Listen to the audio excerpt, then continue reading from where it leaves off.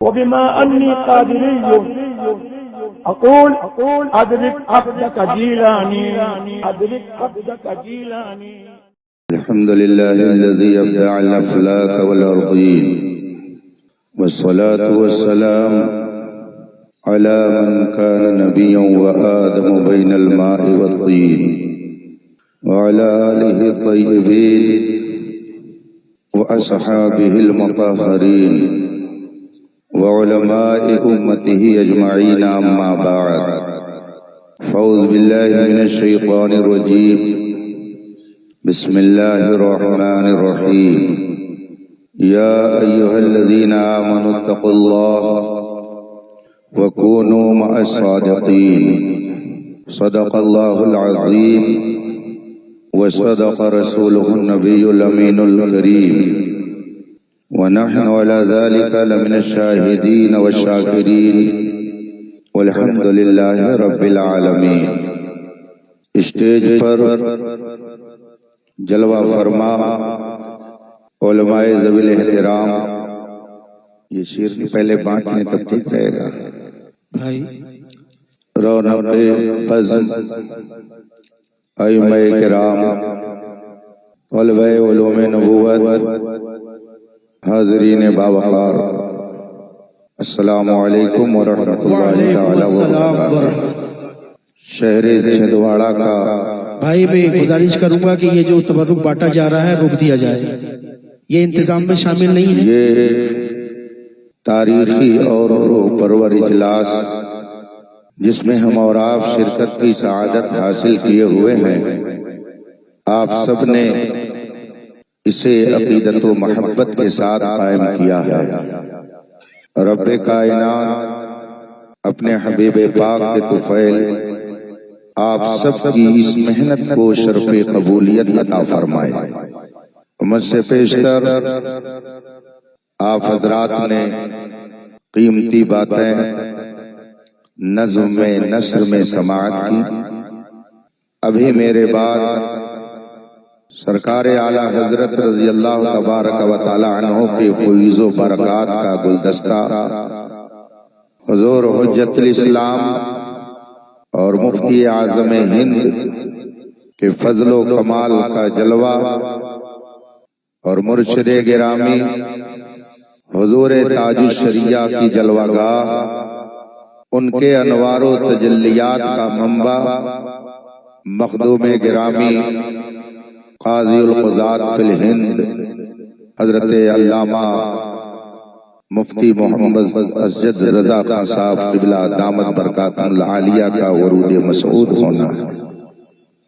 سبحان اللہ. انشاءاللہ تھوڑی دیر کے لیے میں آپ کے درمیان حاضر ہوں.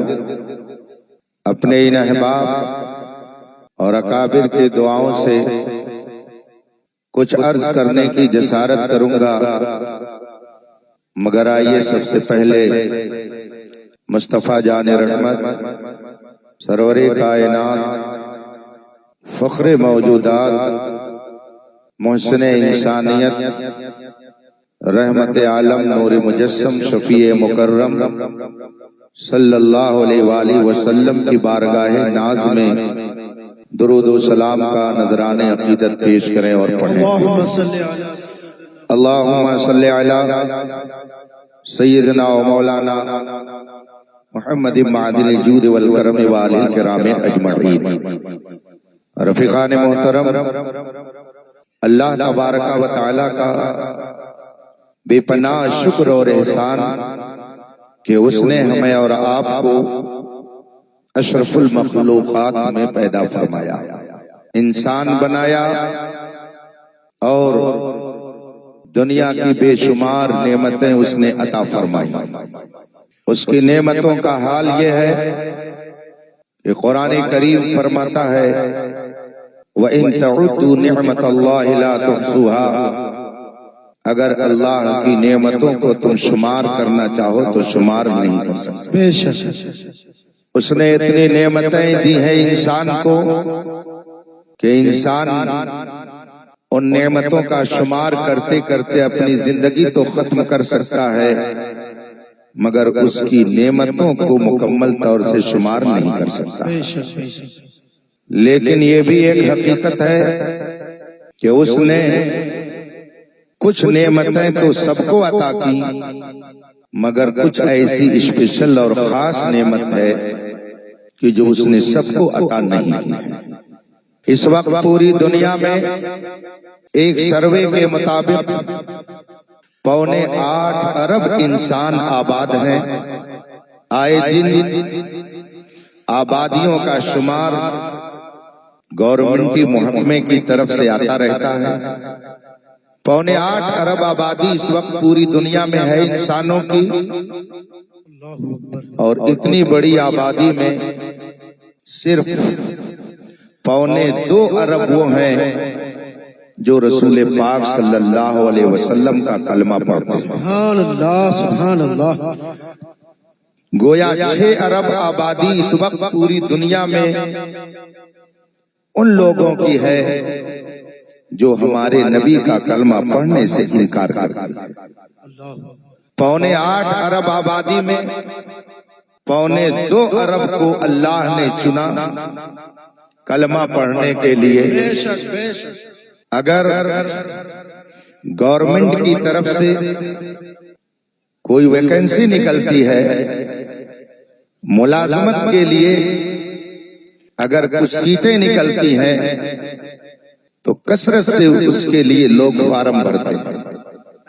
اگر 5000 سیٹ ہے اور 1,00,000 لوگوں نے فارم بھرا اور آپ کا بچہ 1,00,000 لوگوں میں منتخب ہو گیا اور ان 5,000 خوش نصیبوں میں شامل ہو گیا، تو پورے علاقے میں ڈھڈورا پیٹا جاتا ہے کہ 1,00,000 لوگوں میں میرا بچہ سلیکٹ ہو گیا۔ ایسا ہی ہے۔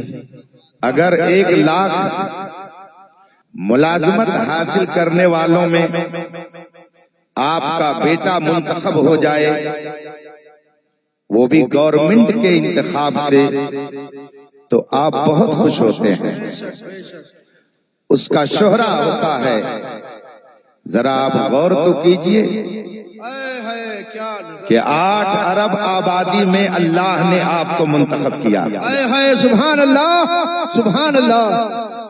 تو کلمہ پڑھنے کا انتخاب یہ کسی گورنمنٹ کی طرف سے نہیں ہوا ہے۔ گورنمنٹ کے انتخاب پر، اس کے چنے جانے پر آپ بہت خوشیاں مناتے ہیں۔ کم از کم یہ تو سوچئے کہ 8 ارب آبادی میں اللہ نے آپ کو کلمہ پڑھنے کے لیے منتخب کیا۔ یہ وہ انتخاب ہے کہ آدمی جتنا بھی ناز کرے اس کے لیے تو کم۔ بے شک، بے شک۔ پھر ذرا انتخاب دیکھیے، 8.25 ارب میں 2.25 ارب کو منتخب کیا اور چنا۔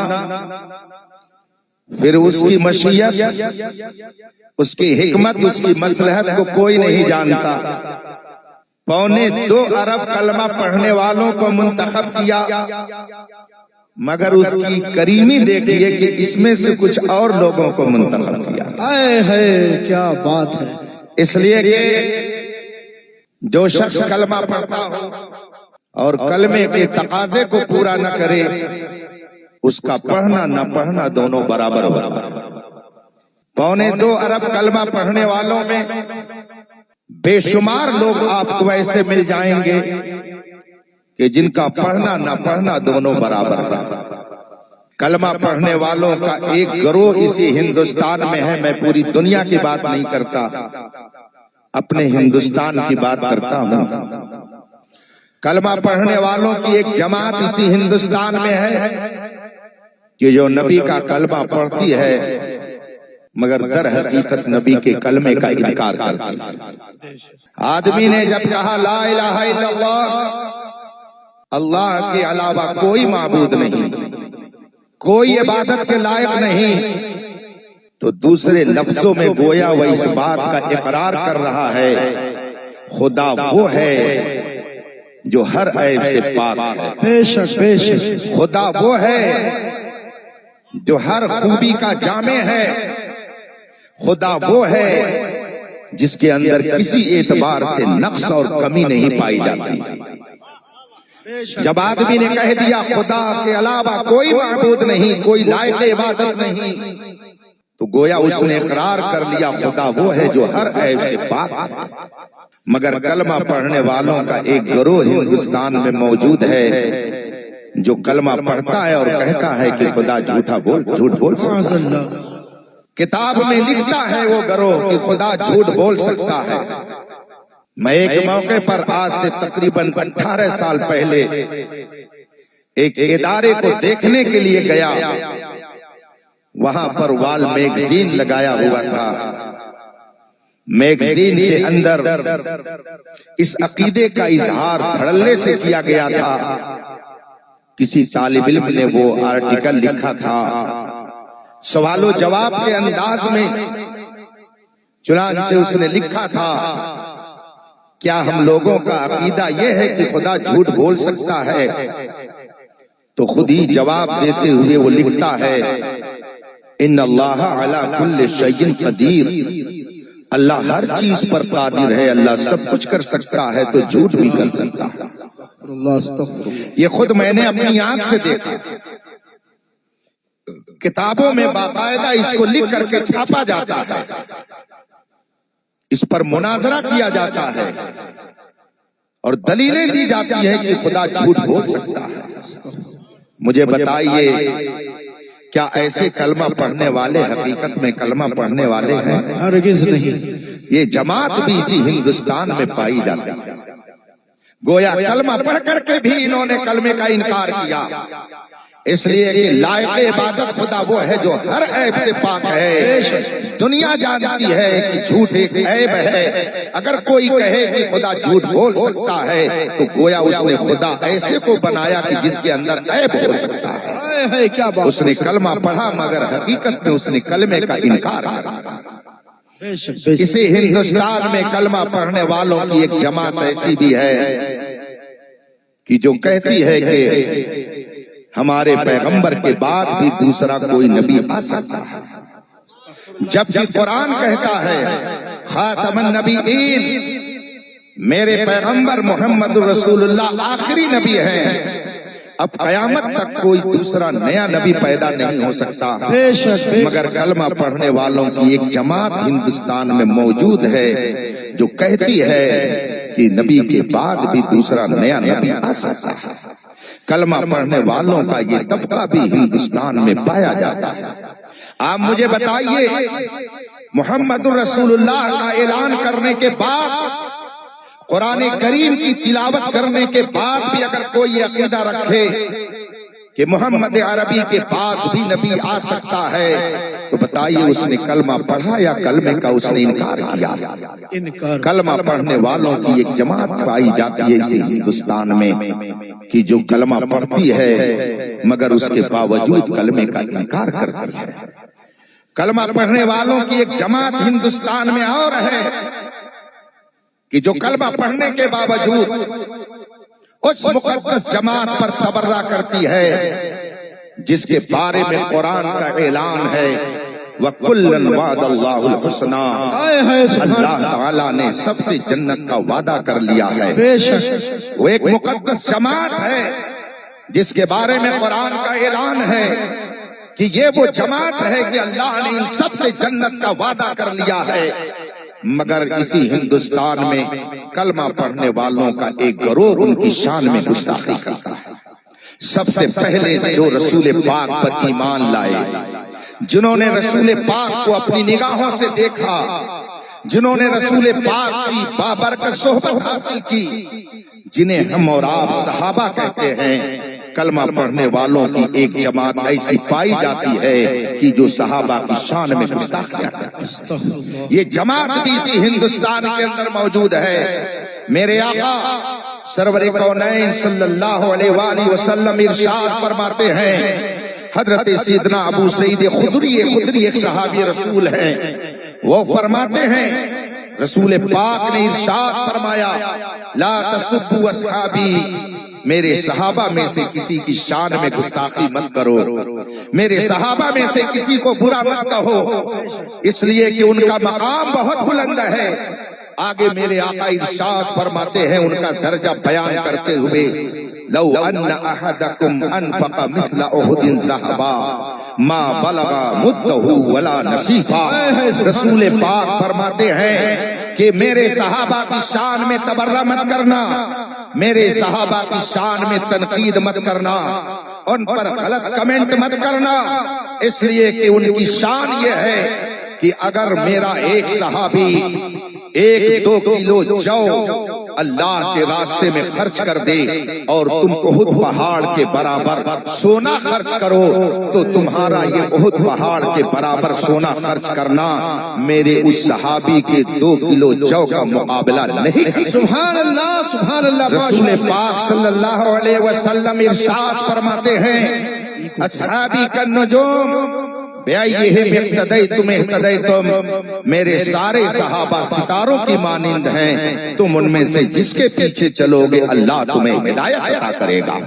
رسول پاک صلی اللہ علیہ وسلم فرماتے ہیں ایک زمانہ ایسا آئے گا کہ میرے صحابہ کو برا کہا جائے گا، ان کی شان میں گستاخی کی جائے گی۔ جب تم اس جماعت کی اس طرح کی باتیں سنو تو ان پر لعنت بھیج کر کے ان سے الگ ہو جاؤ، اس لیے کہ میرے صحابہ وہ ہیں کہ جس وقت سب انکار کرتے تھے انہوں نے مجھ پر ایمان لا کر کے میری ظاہری مدد فرمائی ہے۔ رسول پاک صلی اللہ علیہ وسلم نے اپنے سارے صحابہ کو ہدایت کا ستارہ قرار دیا، اور قرآن صحابہ کے بارے میں فرماتا ہے وَكُلًّا وَعَدَ اللَّهُ الْحُسْنَى، اللہ نے سب سے جنت کا وعدہ کر لیا ہے۔ جس جماعت اور جس طبقے کے جنتی ہونے کا اعلان قرآن کر رہا ہے، آج اس میں یہ جرات ہے کہ ان کی شان میں گستاخی کرے، مگر کلمہ پڑھنے والوں کی ایک جماعت ان کی شان میں گستاخی کرتی ہے، اور یہ جماعت بھی ہندوستان کے اندر پائی جاتی ہے۔ مجھے بتائیے کیا کلمہ پڑھنے والوں نے کلمے کے تقاضے کو پورا کیا؟ یہ حقیقت میں کلمہ پڑھنے والے نہیں ہیں بلکہ در حقیقت کلمے کا انکار کرنے والے لوگ ہیں۔ اسی ہندوستان میں ایک جماعت اور پائی جاتی ہے۔ رسول پاک صلی اللہ علیہ وسلم نے ارشاد فرمایا مثل اہل بیتی کسفینۃ نوح من تخلف عنها فقد غرق ومن رکبها فقد نجا۔ میرے آقا ارشاد فرماتے ہیں میری اہل بیت کی مثال نوح علیہ السلام کی کشتی ہے، جو اس میں سوار نہیں ہوگا وہ غرق ہو جائے گا، اور جو اس میں سوار ہوگا وہ ہدایت پا جائے گا۔ رسول پاک صلی اللہ علیہ وسلم نے اسپیشل طور پر صحابہ حضرات حسنین کریمین کے بارے میں فرمایا الحسن والحسین سیدہ شباب اہل جنہ، حسن و حسین یہ جنتی جوانوں کے سردار ہیں۔ رسول پاک صلی اللہ علیہ وسلم نے فرمایا یہ میرے لیے دنیا کے 2 مہکتے پھول ہیں جن کو میں سوگا کرتا ہوں، مگر کلمہ پڑھنے والوں کا ایک گروہ اسی ہندوستان میں پایا جاتا ہے جو کلمہ پڑھنے کے باوجود حضرت امام عالی مقام کو غلط ٹھہراتا ہے، امام حسین رضی اللہ تعالیٰ عنہ کی شان میں گستاخی کرتا ہے، اور وہ جماعت کہتی ہے، وہ گروہ کہتا ہے کہ حسین کو کربلا جانے کی ضرورت کیا تھی۔ یزید کے بارے میں یہ طبقہ کہتا ہے کہ وہ حق پر امیر المومنین ہیں، ان کے لیے ایصال ثواب کی محفل منعقد کرنی چاہیے۔ ایسے لوگ بھی اسی ہندوستان میں پائے جاتے ہیں، اور یہ بھی بہت ہی زور و شور سے نبی کا کلمہ پڑھنے کا دعویٰ کرتے ہیں۔ مجھے آپ بتائیے کیا کلمہ پڑھنے والے ایسے لوگ حقیقت میں مسلمان ہو سکتے ہیں؟ رسول پاک تو یہ فرمائیں کہ حسن و حسین جنتی جوانوں کے سردار ہیں، یہ میرے پھول ہیں، اور ایک طبقہ کہے کہ حسین غلطی پر تھے، انہیں کربلا جانے کی ضرورت نہیں ہے۔ یہ لوگ بھی اسی ہندوستان میں پائے جاتے ہیں۔ حقیقت میں یہ لوگ کلمہ پڑھنے والے نہیں ہیں بلکہ کلمے کا انکار کرنے والے ہیں۔ رسول پاک صلی اللہ علیہ وسلم نے ارشاد فرمایا العلماء ورثۃ الانبیاء، جو سچے علماء ہیں وہ نبی کے وارث ہیں، مگر اسی ہندوستان میں ایک طبقہ ایسا پایا جاتا ہے کہ جو علماء حق کی شان میں تبرہ کرتا ہے، گستاخی کرتا ہے، ہے، جبکہ رسول پاک فرماتے ہیں میرے نائب در حقیقت یہ سچے علماء ہیں جو میرے دین کا کام آگے بڑھائیں گے، مگر کلمہ پڑھنے والوں کی ایک جماعت علماء کی شان میں گستاخی کرتی ہے، اور یہ جماعت بھی اسی ہندوستان کے اندر پائی جاتی ہے۔ کلمہ پڑھنے والوں کی ایک جماعت اولیاء کی شان میں گستاخی کرتی ہے اور کہتی ہے کہ ان اولیاء کے پاس تم جا کر کے کیا مانگتے ہو، یہ تمہیں کیا دیں گے، ان سے کچھ مت مانگو، ان کے ہاں مت جاؤ، یہاں جانا شرک ہے، کفر ہے، بدعت ہے، نہ جانے کیا کیا الفاظ استعمال کرتی ہے وہ جماعت، اور اسی ہندوستان کے اندر ایسے لوگ بھی پائے جاتے ہیں۔ یہ سب کلمہ پڑھنے والے ہیں، اور کتنے لوگوں کو شمار کراؤں، بس آخر میں ایک بات اور کہہ دیتا ہوں۔ قرآن کریم ارشاد فرماتا ہے، اللہ کا ارشاد ہے وَإِمَّا يُنْسِيَنَّكَ الشَّيْطَانُ فَلَا تَقْعُدْ بَعْدَ الذِّكْرِ مَعَ الْقَوْمِ الظَّالِمِينَ۔ اگر شیطان تمہیں بھلا دے اور تم ظالموں کے پاس بیٹھ جاؤ تو جب تمہیں یاد آئے تو تم فوراً ان سے جدا ہو جاؤ۔ وَلَا تَرْكَنُوا إِلَى الَّذِينَ ظَلَمُوا فَتَمَسَّكُمُ النَّارُ۔ ظالموں کی طرف دل کا میلان بھی مت کرو ورنہ تم سب کو جہنم کی آگ چھو لے گی۔ قرآن کریم ارشاد فرماتا ہے لا تقعد بعد الذکر مع القوم الظالمین، ظالموں کے ساتھ یاد آنے کے بعد مت بیٹھو۔ قرآن کریم ارشاد فرماتا ہے لا تجد قوما یوادون من حاد اللہ ورسولہ، تم ایسے لوگوں کو نہیں پاؤ گے کہ جو اللہ و رسول کے دشمنوں سے محبت کرتے ہوں۔ میرے آقا سرور کونین ارشاد فرماتے ہیں ایاکم و ایاہم لا یضلونکم ولا یفتنونکم، جو بد عقیدہ بد مذہب ہو جائے تم ان سے خود اپنے آپ کو دور کر لو، ان کو اپنے سے دور کر دو، کہیں ایسا نہ ہو کہ وہ تمہیں گمراہ کر دے، تمہیں فتنے میں ڈال دیں۔ رسول پاک تو یہ فرمائیں کہ بد عقیدوں کے پاس بیٹھنے کی بھی اجازت نہیں ہے۔ قرآن کو یہ کہے تم ان کی طرف ذرا سا جھکاؤ بھی دل کا نہ کرو، مگر ایک طبقہ کلمہ پڑھنے والوں کا پایا جاتا ہے جو کہتا ہے کہ سب کے ساتھ رہو، جو کہتا ہے سب کو لے کر کے چلو۔ قرآن یہ کہتا ہے جو نبی کا دشمن ہو اس کے ساتھ مت اٹھو بیٹھو۔ رسول پاک فرماتے ہیں ان سے خود کو دور کرو اور ان کو اپنے سے دور کرو، مگر کلمہ پڑھنے والوں کا ایک طبقہ پایا جاتا ہے جو کہتا ہے سب کو لے کر کے چلیں گے۔ بتائیے اس نے قرآن و حدیث کو تسلیم کیا یا اپنی بنائی ہوئی ذہنی اور اختراعی بات کو اس نے قوم پر تھوپنے کی کوشش کی؟ یہ طبقہ بھی اسی ہندوستان میں پایا جاتا ہے، اور غضب یہ ہے کہ سب کے سب اپنے آپ کو اہل سنت کہتے ہیں۔ اللہ تھوڑی دیر سنجیدگی کے ساتھ آپ میری گفتگو سنیے گا۔ دل کے پھپھولے جل اٹھے سینے کے داغ سے، اس گھر کو آگ لگ گئی گھر کے چراغ سے۔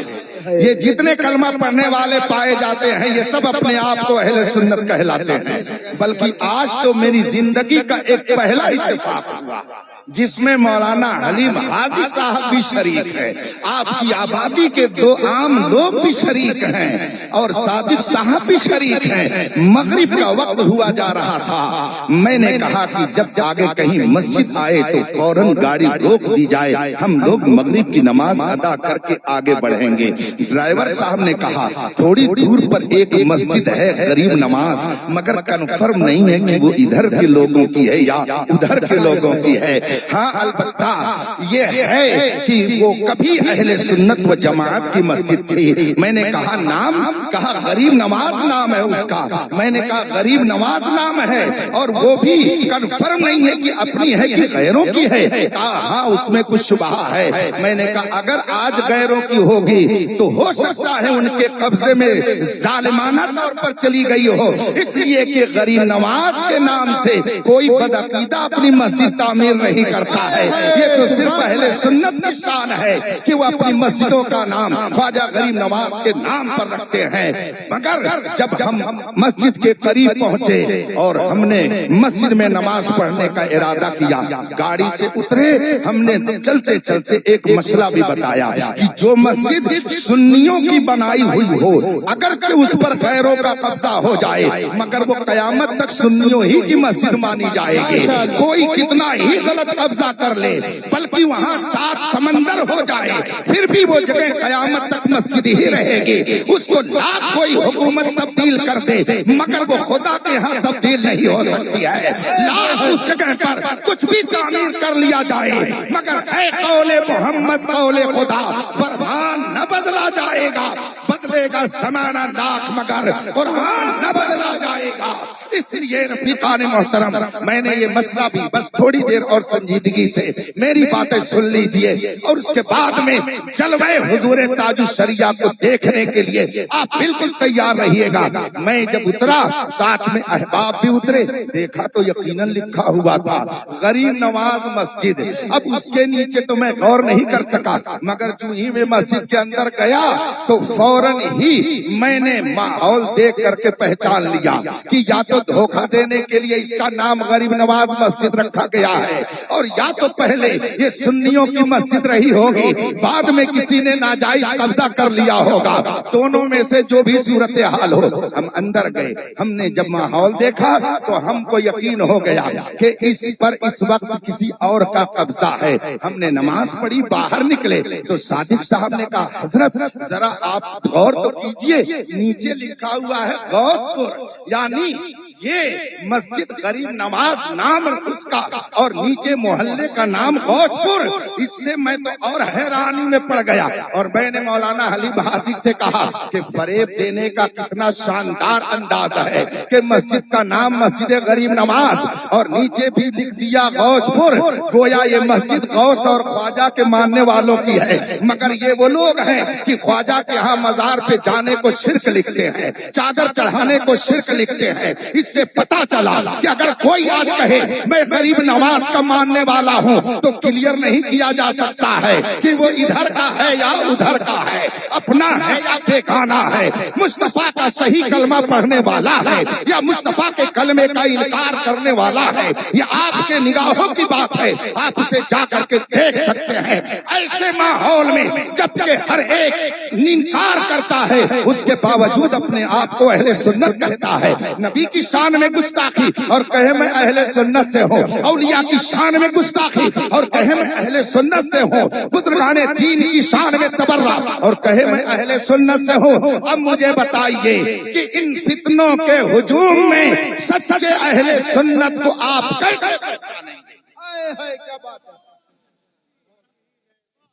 کیا بات ہے بات سمجھ میں آپ کچھ آ رہی ہے کہ نہیں آ رہی ہے؟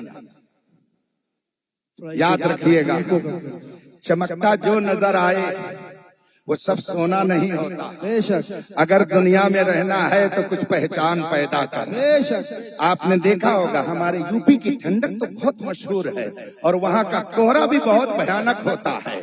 ایک دن گزشتہ سال پہلی بار جب کوہرا پڑا تو تقریباً 25 گاڑیاں ایک دوسرے سے ٹکرا گئی. کتنے لوگ اس میں موت کے گھاٹ اتر گئے. ایک رات پہلی بار جب گزشتہ سال کوہرا پڑا ہمارے یو پی میں ہمارے شہر خلیل آباد کے قریب ہی میں حادثہ ہوا تھا اس لیے ہمیں یاد ہے. تو آپ نے غور نہیں کیا آپ غور کیا کیجئے علماء کی باتوں کو بھی سنیے اور خود بھی اپنے دل دماغ کو کام میں لانے کی کوشش کیجئے. ہمارے یو پی میں کوہرا بہت سخت پڑتا ہے. ویسے اب تو ہر طرف سڑکیں اسی طرح سے بنائی جاتی ہیں مگر میں اپنے یو پی کی بات کر رہا ہوں کہ جب کوہرا سخت ہوتا ہے تو اس میں چلنا بہت مشکل ہوتا ہے. گاڑیاں لڑتی ہیں جانیں ضائع ہوتی ہیں مال برباد ہوتے ہیں گاڑیاں ٹکرا کر کے ختم ہو جاتی ہیں. تو گورنمنٹ نے جب یہ حالات دیکھے تو انہوں نے سوچا گورنمنٹ نے یہ سوچا کہ اپنی پبلک کو اور اپنے عوام کو ہم کس طرح سے سیف رکھیں.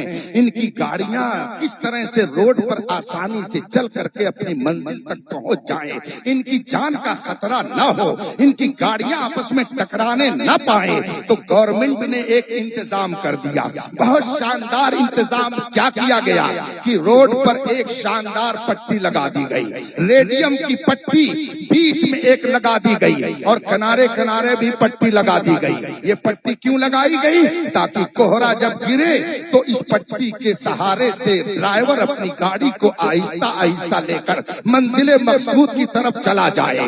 اس گاڑی کے ذریعہ اس راستے اور اس پٹی کے ذریعہ آدمی منزل مقصود تک پہنچ جائے گا. ہمارے علماء اہل سنت نے جب دیکھا کہ کلمہ پڑھنے والا سنی کہلانے والا نبی کی شان میں گستاخی کر رہا ہے، کلمہ پڑھنے والا نبی کی شان میں تبرہ کرنے والا اپنے آپ کو اہل سنت کہہ رہا ہے، چاروں طرف تھے دین کے دشمن۔ ایسے ماحول میں ہم اپنے سنیوں کو کیسے بچائیں؟ تو ہمارے بزرگوں کا ہم پر احسان ہے۔ اے حضرت سیدنا علی حسین اشرفی میاں کی چھوٹوی، ہم پر احسان ہے۔ اے مبلغ اسلام علامہ عبدالعلی میرٹھی، آپ کا ہم پر احسان ہے۔ اے محدث اعظم ہند کی چھوٹوی، آپ کا ہم پر احسان ہے۔ اے برہان ملت، آپ کا ہم پر احسان ہے۔ اے صدر الشریعہ، آپ کا ہم پر احسان ہے کہ آپ نے بھولے عوام کو جب دیکھا یہ کدھر جائیں تو انہوں نے ایک شاندار پٹی بنائی، اس پٹی کا نام مسلک اعلیٰ حضرت ہے۔ یہی وہ پٹی ہے کہ جو اس پر چلے گا انشاءاللہ جنت کی بہار ہے، اس کا استقبال کرنا۔ نعرہ تکبیر، نعرہ رسالت، مسلک اعلیٰ حضرت حضور مفتی اختر حسین صاحب قبلہ، نعرہ تکبیر۔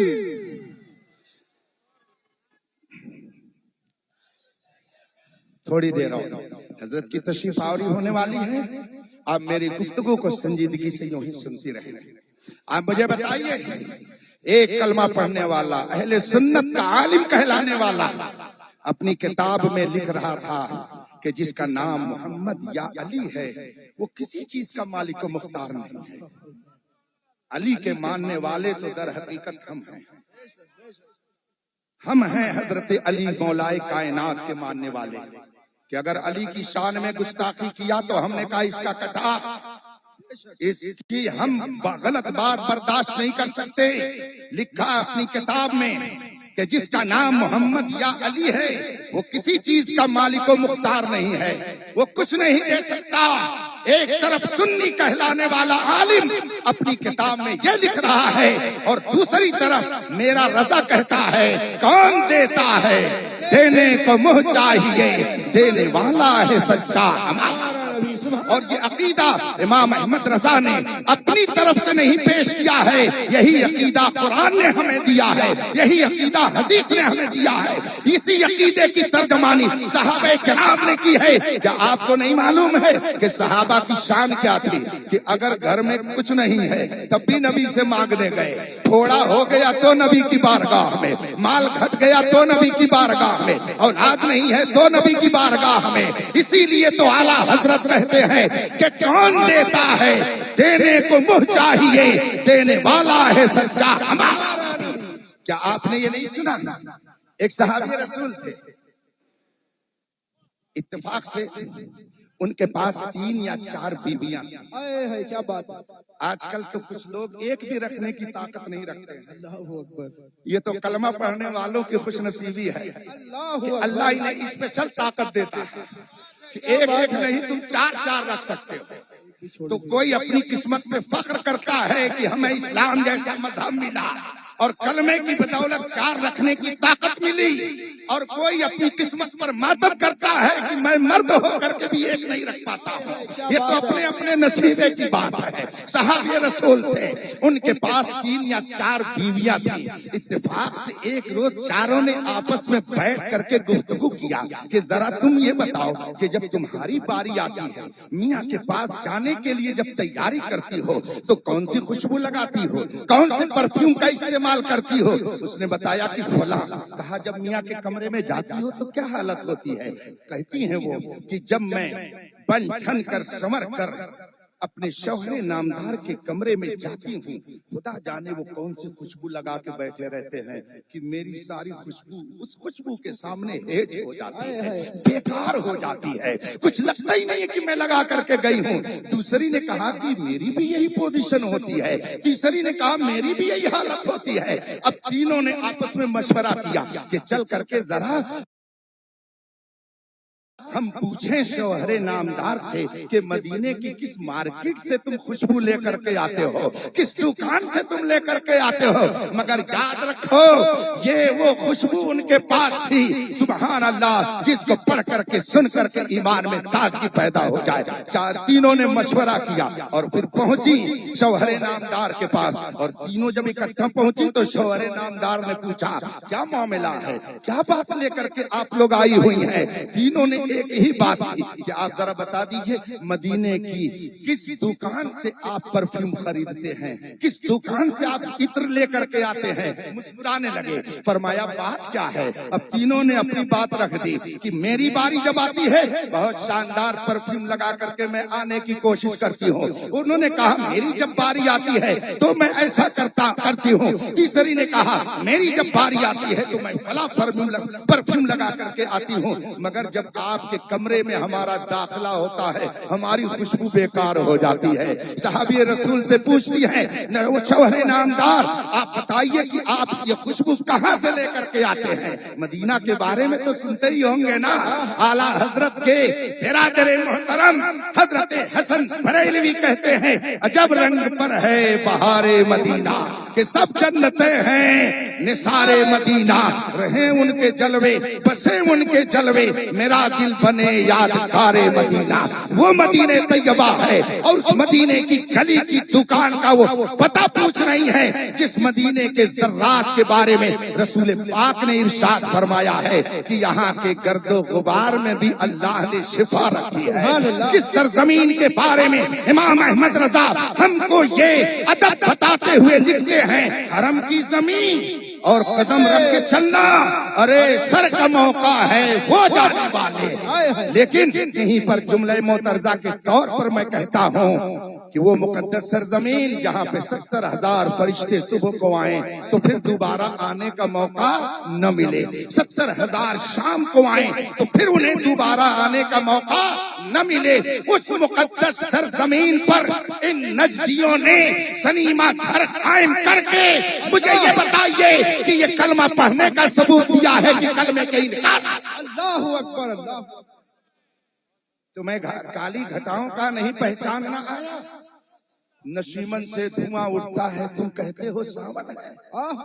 کل تک جو لوگ کہتے تھے ہم دین کی بات بتاتے ہیں، آج سعودیہ نے انہی کو مشرک کہہ کر کے باہر۔ کیا بات ہے! ہم تو 100 سال سے کہہ رہے ہیں، ہمارے اعلیٰ حضرت 100 سال سے بتا رہے ہیں، سونا جنگل رات اندھیری چھائی بدلی کالی ہے، سونے والوں جاگتے رہیو چوروں کی رکھوالی ہے۔ ایک عالم دین نے بہت شاندار اس کا مطلب بیان کرتے ہوئے فرمایا، اعلیٰ حضرت فرماتے ہیں سونے والوں۔ اچھا آپ مجھے بتائیے اگر کسی ڈاکٹر کے پاس یہ شعر لے جا کر کے سنائیے اور کہیے کہ ذرا آپ اپنی طبی نظریے سے، اپنے طبی نقطۂ نظر سے بتائیے کہ یہ شعر صحیح ہے کہ نہیں صحیح ہے، تو کہے گا کہ وہ بہت بڑے عالم ہے، یہ تو تسلیم ہے، مگر انہوں نے جو مشورہ دیا ہے وہ مشورہ طبی نقطۂ نظر سے صحیح نہیں ہو سکتا ہے، اس لیے کہ اعلیٰ حضرت فرماتے سونے والوں، اگر سونے والا سوئے گا نہیں، ہمیشہ جاگتا رہے گا، 4 روز کے بعد پاگل ہو جائے گا، اس کو آگرہ کے پاگل خانے میں علاج کے لیے لے جانا پڑے گا، یا حضرت حلیم حاجی صاحب بیٹھے ہوئے ہیں یہ کہیں گے کہ رانچی لے کر کے چلیے، وہاں اس کا بہتر علاج ہو جائے گا۔ اگر کوئی 4-6 روز نہ سوئے، نیند نہ آئے، تو اس کو کہا جائے گا مالی فولیا کا بیمار ہو گیا، مریض ہو گیا ہے، اس کا علاج کرایا جائے، اس کو ٹیبلٹ دیا جائے، کھانے کے لیے اس کو کوئی دوا دی جائے، جڑی بوٹی اس کو استعمال کرائی جائے، اسے نیند کیوں نہیں آ رہی ہے؟ سونے والوں جاگتے رہیو، یعنی سو گے نہیں، جب سو گے نہیں تو نیند خراب ہوگی اور جسم برباد ہو جائے گا، صحت خراب ہو جائے گی۔ اعلیٰ حضرت ایسا مشورہ اپنی قوم کو دے سکتے ہیں؟ کیا بات ہے! اعلیٰ حضرت نے تو وہ مشورہ دیا کہ جس کی بنیاد پر پوری دنیا کہہ رہی ہے ڈال دی قلب میں عظمت مصطفیٰ سیدی اعلیٰ حضرت کے لاکھوں سلام۔ سبحان اللہ۔ आला हजरत ऐसा मशवरा दे सकते हैं कि सोइएगा नहीं, जगते रहिएगा। हम लोग अगर बहुत मर्तबा ऐसा वाकया पेश आ चुका है और आता ही रहता है कि 24 घंटे तो सोने का मौका नहीं मिलता है। अभी इसी सफर में ऐसा हुआ है, 24 घंटे से ज्यादा हो गया, सोने का मौका नहीं मिला। मगर उसके बाद में होता क्या है, जिस्म में थरथराहट, कपकपाहट पैदा होती है, आदमी का दिमाग काम नहीं करता है। और आला हजरत फरमाते हैं, सोने वालों जागते रहियो। तो इसका मतलब यह है कि सबको आला हजरत कहाँ ले जाना चाहते हैं, गोया सबको पागल बना देंगे। मगर सुनो, आलिम दीन ने बहुत प्यारा मतलब बताया।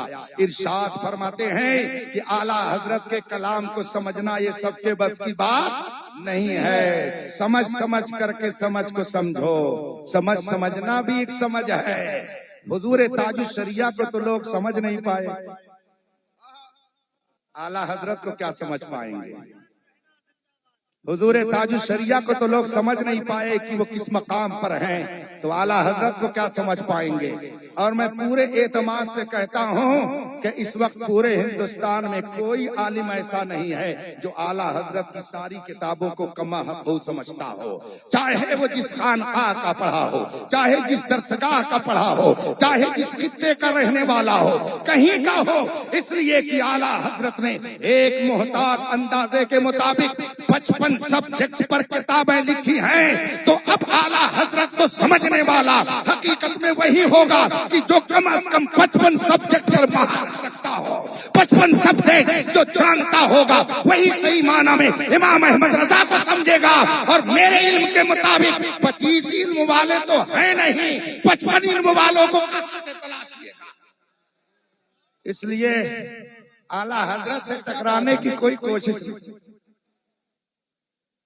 अगर कोई हिमालय से टकराएगा तो उसमें हिमालय का कुछ नुकसान नहीं, उसका सर खुद ही टूट जाएगा, उसका वजूद खत्म हो जाएगा। आला हजरत फरमाते, सोने वालों जागते रहियो। इसका मतलब बयान करते हुए एक आलिम दीन ने फरमाया कि यहाँ सोने से मुराद ये सोना नहीं है जो आपको बिस्तर पर मिलता है, ये वो सोना नहीं है जो आपको लिहाफ के अंदर मिलता है, ये वो सोना नहीं है जो आपको तकिया लगाने से मिलता है, ये वो सोना है जो दरबार मुस्तफा से मिलता है, ये वो सोना है जो बारगाह गौस से मिलता है, ये वो सोना है जो बारगाह ख्वाजा करीम नवाज से मिलता है। सोने वालों मतलब ये है कि तुम्हारे पास जो ईमान है ये सोने से ज्यादा कीमती है। ऐ ईमान वालों, ऐ सोना अपने पास रखने वालों, तुम जागते रहना, वरना ईमान का सोना जो तुम्हारे पास है वो न जाने किस तरीके से आकर के कोई लूट ले जाए और तुम खाली हाथ रह जाओ। इसलिए सोने वालों जागते रहियो। ये जो तुमको बुलाता है, ये जो तुमको बुलाता है ये ठग है, मार ही रखेगा। रजा नफ्स दुश्मन है, दम में न आना। कहाँ तूने देखे हैं चंद्राने वाले। मदीने तैयबा की उन खवातीन ने अपने शौहरे नामदार से जाकर के पूछा तो मुस्कुरा कर उन्होंने इरशाद फरमाया कि मैंने तो किसी मार्केट से कोई परफ्यूम नहीं खरीदा, मैंने मदीने की किसी दुकान से कोई इत्र नहीं खरीदा। पूछा तब कौन सी खुशबू है जो आप इस्तेमाल करते हैं और हमारी खुशबू आपकी उस खुशबू के सामने बेकार हो जाती है। फरमाते हैं साहब रसूल के सुनो, मैं एक मौके पर रसूल पाक सल्लल्लाहु अलैहि वसल्लम के साथ था और मेरी पीठ में फुंसियां निकल आई, छोटे छोटे जख्म निकल आए। मैंने इलाज किया मगर वो जख्म ठीक होने का नाम नहीं लेते थे।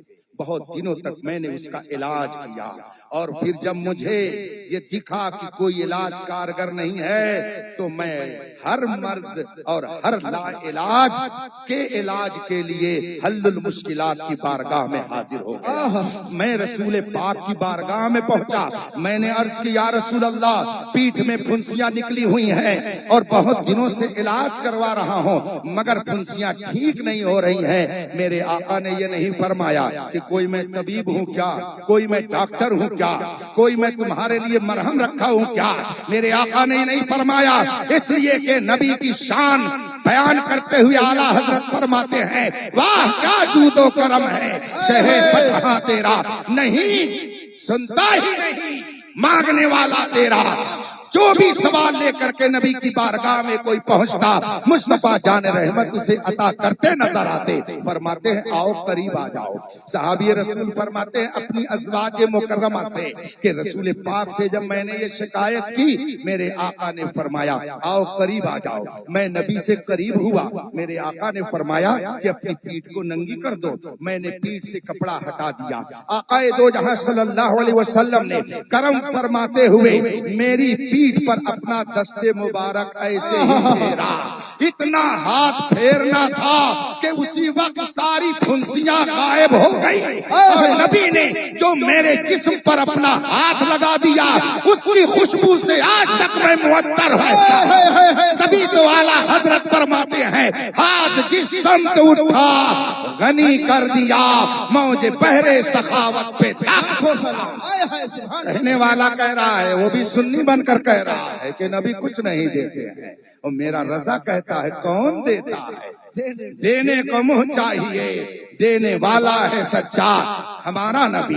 کلمہ پڑھنے والوں کی ایک ٹولی کہتی ہے کہ نبی تو بس ایسے ہی ہیں جیسے گاؤں کے چودھری ہوتے ہیں، نبی تو ہمارے بڑے بھائی کی طرح ہیں، نبی کی بس اتنی ہی تعظیم کرو جتنی کی اپنے بڑے بھائی کی کرتے ہو۔ یہ کلمہ پڑھنے والے اسی دنیا میں رہتے ہیں، بلکہ بظاہر ہم سے اور آپ سے زیادہ کلمہ پڑھتے ہیں، ہر دم کلمہ پڑھتے رہتے ہیں، اور اس کے بعد کہتے ہیں کہ نبی تو ہمارے گاؤں کے چودھری کی طرح ہے۔ یہ بھی سنی اپنے آپ کو کہلاتے ہیں، مگر میرا رضا کیا کہتا ہے؟ سب سے اولا و اعلیٰ ہمارا نبی، سب سے بالا و والا ہمارا نبی، اپنے مولا کا پیارا ہمارا نبی، سارے عالم کا دولہا ہمارا۔ سبحان اللہ۔ کہنے والا کہہ بھی رہا ہے، کتاب میں لکھ بھی رہا ہے، نبی تو مر کر مٹی میں مل گئے، نبی مر کر مٹی میں مل گئے۔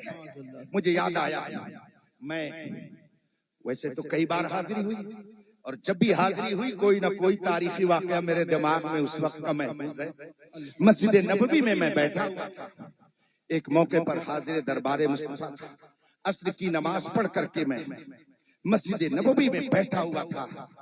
اتفاق سے ایک نوجوان لڑکا سیاہ فام ہاتھ میں ایک کتاب لیے آیا، اور اس نے کتاب ایسے پھینکی اور کھڑے ہو کر کے اس نے نماز پڑھنی شروع کر دی۔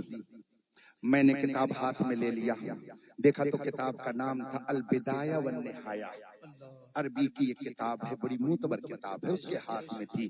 میں نے لی اس کتاب کو اور پڑھنا شروع کر دیا، اور انتظار کرنے لگا کہ یہ نماز پڑھیں تو میں ان سے کچھ گفتگو کروں، اس لیے کہ طالب علم معلوم ہوتے ہیں۔ انہوں نے نماز ادا کر لی، میں نے ان سے پھر گفتگو شروع کی، تو میں نے ان سے پوچھا ماذا تشتغل، آپ کرتے کیا ہو، آپ کا مشغلہ کیا ہے؟ اس نے کہا کہ میں اتعلم بالجامعہ الاسلامیہ بالمدینہ المنورہ، میں مدینہ یونیورسٹی کا اسٹوڈنٹ ہوں، میں مدینہ یونیورسٹی میں پڑھتا ہوں۔ گویا وہ ایک اسٹوڈنٹ طالب علم تھے۔ جب میں نے یہ سمجھ لیا کہ وہ ایک طالب علم ہے، اور مدینہ یونیورسٹی جو وہاں کے نجدیوں کی قائم کی ہوئی یونیورسٹی ہے، اور اپنے غلط نظریات کو پھیلانے کے لیے وہ عرب کے مختلف ملکوں سے غربا کو بلا کر کے ان کو اپنے مخصوص نظریے کا حامل بناتی ہے، تو میں نے سوچا کہ ذرا ان سے کچھ خیریت معلوم کر لی جائے۔ چنانچہ میں نے ان سے پوچھا کہ آپ کہاں کے رہنے والے ہیں؟ تو بتایا انا من سودان، میں سودان کا رہنے والا ہوں۔ اب اس کے بعد میں نے ان سے سوال کیا کہ کم صفن قراءتا، کتنی جماعت آپ نے پڑھی ہے، کتنی کلاس آپ پڑھ چکے ہیں؟ تو انہوں نے کہا اقرأ فی الصف السادس، میں عربی کلاس کے اعتبار سے 6ویں کلاس کا طالب علم ہوں۔ میں نے ان سے پوچھا کہ هل قرأت کتابا فی العقیدہ، کیا آپ نے عقیدے کی کوئی کتاب پڑھی ہے؟ عقیدے میں کوئی کتاب آپ نے پڑھی ہے؟ کہا نعم کرا تو ہاں میں نے پڑھی ہے۔ تو جب میں نے اتنا سب ان سے معلوم کر لیا تو میں نے سوچا کہ ذرا ان کا عقیدہ معلوم کروں کہ یہ ادھر کے ہیں یا ادھر کے، مگر ڈائریکٹ تو کچھ کہہ نہیں سکتا تھا، اس لیے کہ وہاں پہ کچھ بولنا بھی بڑا مسئلہ ہوتا ہے۔ تو میں نے ان سے ایک سوال کیا، لوگ چونکہ عصر کی نماز پڑھ کر بہت تیزی سے روزے رسول پر حاضری دینے کے لیے بے قرار نظر آ رہے تھے اور فوج در فوج لوگ رسول پاک کے روزے پر جا رہے تھے، تو میں نے عربی ہی میں ان سے سوال کیا، الناس يذهبون الى روضة النبي صلی اللہ علیہ وسلم ويصلون عليه ويسلمون عليه هل النبي صلی اللہ علیہ وسلم يسمع؟ یہ جو فوج در فوج لوگ رسول پاک کے روزے پر سلام پیش کرنے کے لیے جا رہے ہیں، کیا رسول پاک ان کے سلام کو سنتے ہیں؟ کیا ان کے سلام کو نبی سنتے ہیں؟ میں نے سوچا کہ اگر یہ بتائیں کہ ہاں سنتے ہیں تو میں سمجھ جاؤں گا کہ یہ ادھر کا ہے، اور اگر یہ کہے گا کہ نہیں سنتے ہیں تو میں سمجھ جاؤں گا کہ یہ ادھر کا ہے۔ چنانچہ میں نے جب یہ سوال کیا تو اس نے آؤ دیکھا نہ تاؤ، اور فوراً ہی قرآن کریم کی ایک آیت پڑھ کر کے اپنا جواب دینا اس نے تشریف رکھیں، تشریف رکھیں۔ حضرت ابھی نہیں آئے ہیں، عبداللہ میاں حماد میں زیادہ ہی عقل مندی دکھا رہے، جب نہیں آئے تو کیوں آپ لوگ دوڑ رہے ہیں؟ چپ چاپ تشریف رکھیں، تشریف رکھیں۔ آپ لوگوں کو دیکھ کر کے لوگ کھڑے ہو گئے، آپ لوگوں کے حال چال کو دیکھ کر کے بیٹھیے اپنی جگہ پر۔ حضرت ابھی تھوڑی دیر میں تشریف لائیں گے، ان کا جلوہ تو بہت دور سے بکھرتا نظر آتا ہے، الحمدللہ ان کا سایہ ایک تجلی، ان کا نقش پا چراغ، وہ جدھر گزرے ادھر ہی روشنی ہوتی گئی۔ ابھی آپ دیکھیے گا حضور تاج الشریعہ کے فضل و کمال کا جلوہ کس طرح سے بکھیرتے ہوئے میرے مخدوم گرامی قاضی القضات فی الہند علامہ اسد رضا صاحب قبلہ کی جلوہ گری ہوگی۔ اب آپ اس کے بعد میں اپنی آنکھوں میں نور پیدا کیجئے گا، وہ جب تشریف لائیں گے تو بہت دور سے نورانیت بکھرتی نظر آئے گی۔ تشریف رکھیے، درود شریف پڑھیے، اللہم صلی علی سیدنا و مولانا محمد معدن الجود والکرم والہ الکرام اجمعین۔ میں نے اس سے پوچھا بتائیے یہ جو لوگ جا رہے ہیں یہ نبی پر درود و سلام پڑھ رہے ہیں، نبی ان کے سلام کو سنتے ہیں کہ نہیں سنتے ہیں؟ جو ہی میں نے یہ سوال کیا اس نے آؤ دیکھا نہ تھا قرآن کریم کی ایک آیت پڑھی اور کہتا ہے قال اللہ تبارک و تعالی فی القرآن الکریم انک میت وانہم میتون، اور اس کے آگے پھر اس نے اپنا جملہ لگاتے ہوئے کہا فکلہم سوا سوا۔ نہیں سمجھایا، یہی تو گڑبڑی ہے، نہ آپ خود سمجھنے کی کوشش کرتے ہیں نہ علماء کے سمجھانے سے سمجھنے کی کوشش کرتے ہیں، تو بھلا بتائیے کہ کیسے عقیدہ بچے گا؟ میں نے جب کہا تو اس نے جواب میں یہ آیت پڑھی، اللہ نے قرآن میں فرمایا ہے انک میت وانہم میتون، قرآن کریم کی آیت کریمہ اس نے پڑھا اور کہا کہ اللہ قرآن میں فرماتا ہے انک میت، اے نبی آپ پر بھی موت طاری ہو جائے گی اور دوسرے لوگوں پر بھی موت طاری ہو جائے گی۔ اب آگے وہ کہتا کیا فکلہم سوا سوا، یعنی سب برابر، سیم سے، یہ اس نے مجھ سے کہا۔ میں نے کہا کلہم سوا سوا، کہا نعم کلہم سوا سوا۔ ہم نے کہا حل تعرف اسم الشیخ ابن القیم، کیا آپ ابن قیم کا نام جانتے ہیں؟ یہ میں نے نام اس لیے لیا کہ وہاں کے سب سے بڑے گرو گھنٹال بھی اس کو اپنا امام مانتے ہیں۔ ابن قیم یہ ایک طبقے کا بہت بڑا امام کہلاتا ہے، کئی صدی پہلے گزر چکا۔ ابن قیم کا میں نے نام لیا، میں نے کہا کہ کیا آپ ابن قیم کا نام سنے ہیں؟ کہا نام۔ میں نے کہا کیا آپ نے ان کی کتاب الروح کا مطالعہ کیا ہے؟ کہا لا، نہیں۔ میں نے کہا قال ابن القیم فی کتاب الروح الانبیاء احیاء فی قبورہم یصلون قد صح عن النبی صلی اللہ علیہ وسلم ان اللہ حرم علی الارض ان تاکل اجساد الانبیاء فنبی اللہ حی یرزق۔ سبحان اللہ۔ میں نے ان سے کہا کہ ابن قیم نے اپنی کتاب الروح میں لکھا ہے کہ صحیح حدیث سے ثابت ہے کہ اللہ نے زمین پر حرام فرما دیا ہے کہ وہ کسی نبی کے جسم کو کھائے۔ ابن قیم آگے لکھتے ہیں کہ جتنے نبی ہیں وہ سب کے سب اپنی قبروں میں زندہ ہیں، نماز پڑھ رہے ہیں۔ سبحان اللہ. سب اپنی قبروں میں زندہ ہیں. میں نے جب ابن قیم کا نام لیا تو کیا ان کا ڈھیلا ہو گیا؟ میں اپنے لیے تہذیب کے خلاف سمجھتا ہوں بولنا، مگر کچھ ڈھیلا ہو گیا. چاہے اسکرو ڈھیلا ہو یا اور کوئی ڈھیلا ہو، کچھ ڈھیلا ہو گیا. میں نے کہا ابن قیم نے لکھا ہے کہ سارے نبی اپنی قبروں میں زندہ ہیں، اور آپ کہہ رہے ہو کہ نبی مردہ کلہم سوا سوا. اور میں نے یہ بھی کہا کہ ابن قیم نے اپنی کتاب الروح میں یہ بھی لکھا ہے کہ کچھ لوگ سوال کرتے ہیں کہ اگر نبی زندہ ہوتے تو دکھائی کیوں نہیں دیتے ہیں. اس کا جواب دیتے ہوئے خود ابن قیم نے اسی کتاب میں لکھا ہے یہ تو بہت بے وقوفی کا سوال ہے، بہت حماقت بھرا سوال ہے. اگر یہ مان لیا جائے کہ جو زندہ ہو وہ دکھے تب تو ہم کہہ دیں گے کہ جنات ہیں ہی نہیں، ہم کہہ دیں گے کہ فرشتے ہیں ہی نہیں، بلکہ اور آگے بڑھ کے کہہ دیں گے خدا ہے ہی نہیں. اس لیے کہ یہ سب موجود ہیں مگر ہمیں دکھتے نہیں ہیں. اس کا مطلب ہے جو زندہ ہو اس کا دکھنا کوئی ضروری نہیں ہے. جنات زندہ ہیں مگر دکھتے نہیں ہیں، فرشتے زندہ ہیں مگر دکھتے نہیں ہیں، خدا زندہ ہے مگر دکھتا نہیں ہے. ایک بے وقوف تقریر کرتے ہوئے 5-6 سال پہلے بول گیا کہ بریلوی کہتے ہیں نبی زندہ ہے، دکھتے کیوں نہیں ہیں؟ لیکن آنکھ والے تیرے جلوے کا دیدہ کور کو کیا ہے نظر. میں نے جو ہی کہا ابن قیم نے یہ لکھا ہے. اب اس کو آپ مانتے ہو کہ نہیں؟ تو چونکہ جب باپ دادا کی بات آتی ہے نا تو آدمی بہت جذباتی ہو جاتا ہے. خود ہمارا اور آپ کا حال یہ، اگر ہمارے عالم، ہماری مسجد کے امام، ہمارے پیر کو کسی نے کچھ کہہ دیا تو فوراً ہم آستین چڑھانے لگتے ہیں. میرے پیر کو تم نے کہہ دیا، میرے امام کو تم نے کہہ دیا، میرے عالم کو تم نے کہہ دیا. اور جو نبی کو کہتا ہے اس کے ساتھ بیٹھ کر کے دوستی کرتا ہے. اس کا مطلب ہے کہ اس کے دل میں اپنے پیر کی، اپنے عالم، اپنے امام کی عظمت زیادہ ہے، نبی کی عظمت اس سے کم ہے. اگر نبی کی عظمت اس کے دل میں زیادہ ہوتی تو نبی کے گستاخوں کے ساتھ کبھی سمجھوتا نہیں. بے شک بے شک حق بات ہے. مسلمان ہے وہی جو دین پر قربان ہوتا ہے. مسلمان ہوں یہ کہہ لینا بہت آسان ہوتا ہے. میں نے جب یہ بات کہی کہ ابن قیم نے لکھا ہے کیا اس کو مانتے ہیں؟ کہا نعم نعم ھذا صحیح ھذا صحیح.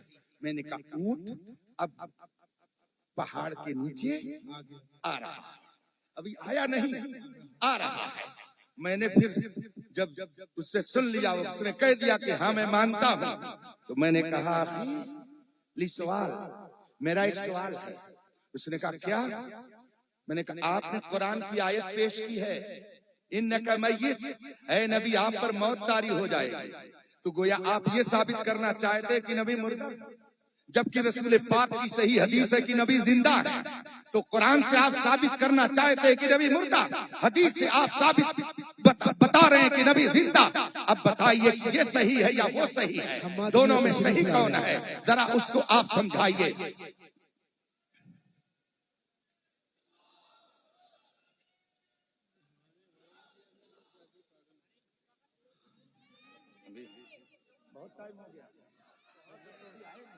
نہیں حضرت چلنے دیجیے، چلنے دیجیے. نہیں مگر چلیے. ہاں حضرت حماد میاں تشریف لے آئے ہیں، عبداللہ میاں تشریف لے آئے ہیں، مفتی ابرار صاحب تشریف لے آئے ہیں، مفتی سعید عالم صاحب تشریف لے آئے ہیں. نہیں سمجھ رہے ہوں گے سب. اچھا السلام علیکم.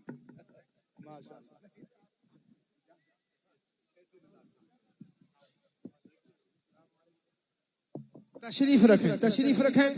جو حضرات پیچھے ہیں وہ آگے آ جائیں، اور جو حضرات نوجوان کرسی پہ ہیں وہ سامنے یہاں آ جائیں. بزرگ حضرات کو کرسی دے دیں، اور جو حضرات روڈ پہ ہیں وہ اندر آ جائیں. اس طرف آ جائیں، اس طرف آ جائیں. کافی جگہ موجود ہے، ابھی یہاں سامنے آ جائیں.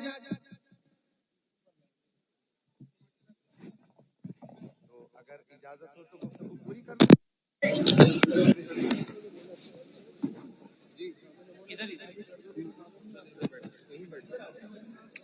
یہ ٹھیک رہے، ساتھ میں رہیں گے.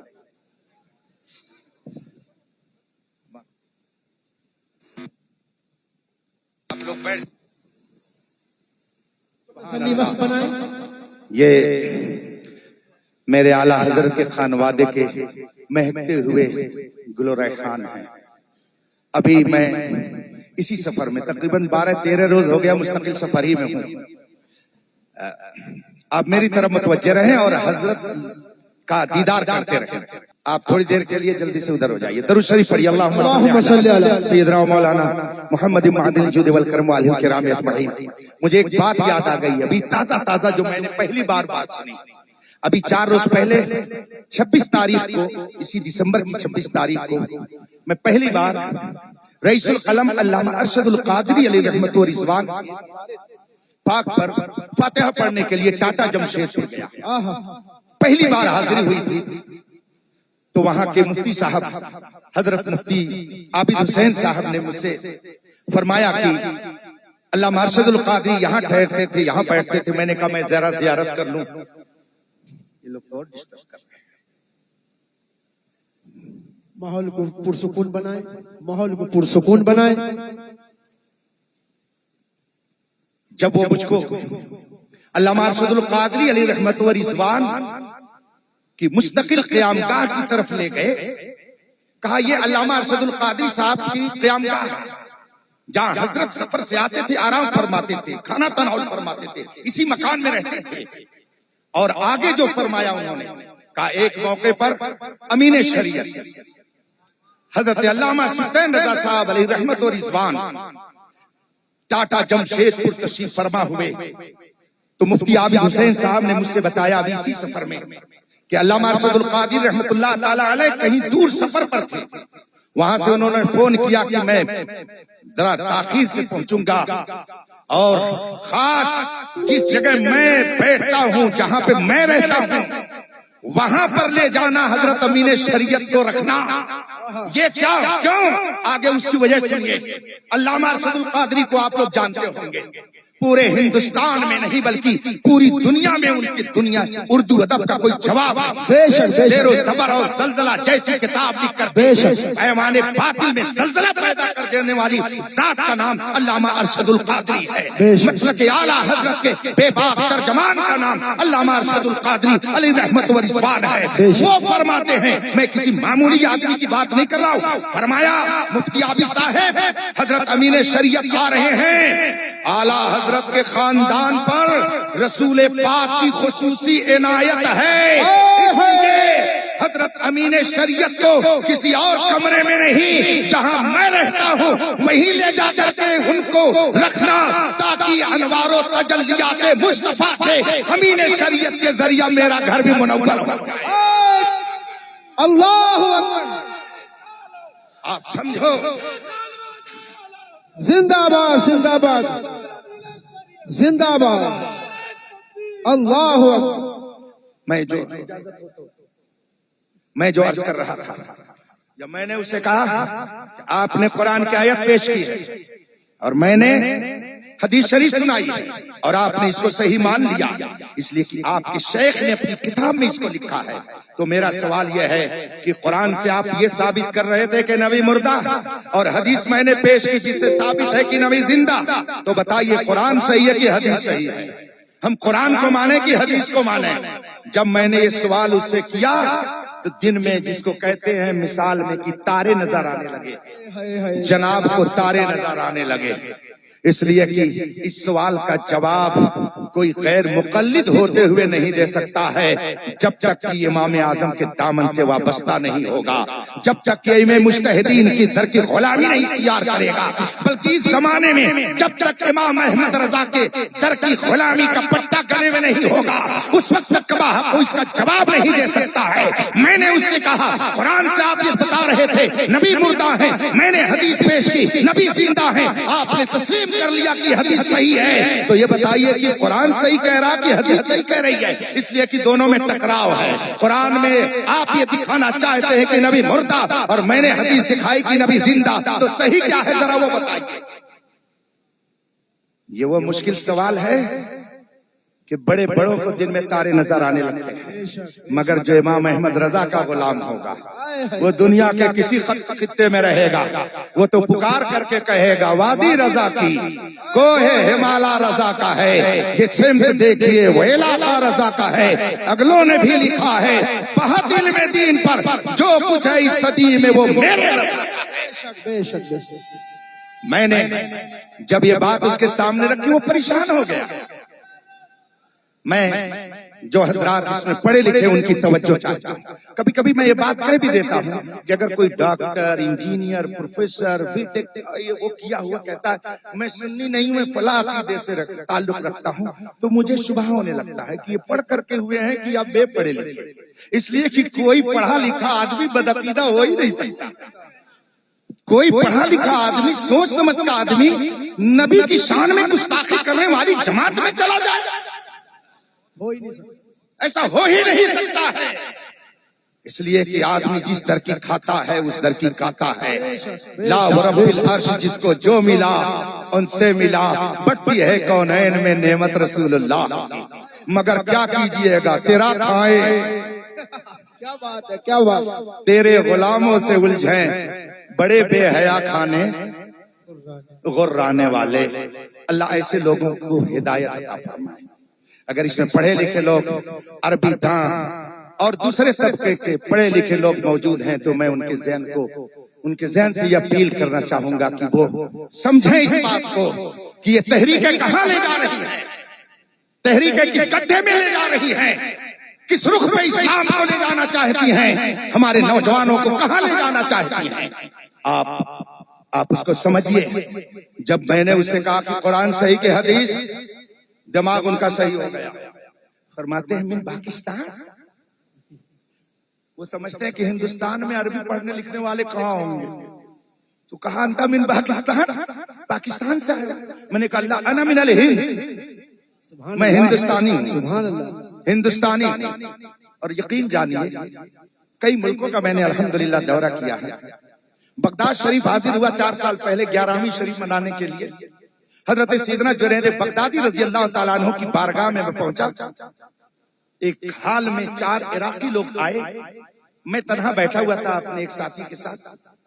میں نے دیکھا کہ یہ پڑھے لکھے لوگ رہے، میں کھڑے ہو کر کے ان کے سامنے گیا، سلام کیا۔ نام انہوں نے پوچھا، میں نے کہا اسمی محمد اختر حسین القادری، میرا نام اختر حسین قادری ہے۔ تو ایک صاحب نے کہا انت قادری، انت قادری، انت قادری، تم قادری ہو، قادری ہو؟